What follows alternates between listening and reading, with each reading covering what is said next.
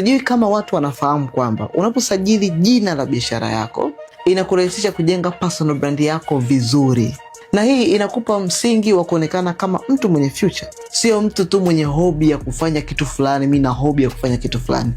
Huu mfano wa hapa ni mimi direct. Nilivyoanzisha Michael Business Hub, sikuanza kusajili kampuni. Nilikuwa sina hela ya kuweza kulipia masuala yote haya ya mchakato na nini. Mimi nimesoma sheria, nimefanya kazi kwenye law firm, najua namna gani kusajili haya. Sikuwa na hela kusajili kampuni by the time. Kwa sababu nilikuwa sina pesa kusajili kampuni, sikuacha nikaanza kufanya biashara yangu kama hobby. Nilichokifanya nikasajili jina la biashara. It was simple na rahisi.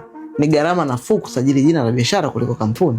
So nilichoamua nikasajili kwanza jina la biashara.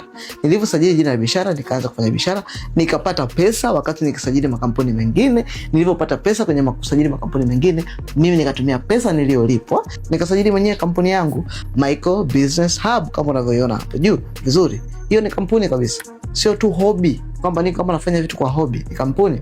So, kama wewe ni huyu sasa hivi unaona kabisa sasa hivi mimi sijaweza kufikia kusajili makampuni, anza kwa kusajili jina la biashara. Watu watakuona uko serious zaidi kama umesajili jina la biashara na unatambulika kisheria kuliko kuanza kufanya biashara hohe hahe, hela hela, bila kuzingatia kuwa serious. So, kama wewe ni huyu, comment neno biashara hapo chini na itakusaidia kujenga personal brand yako vizuri kama nilivyofanya mimi. Unasubiri nini? Tukutane kwenye comment section.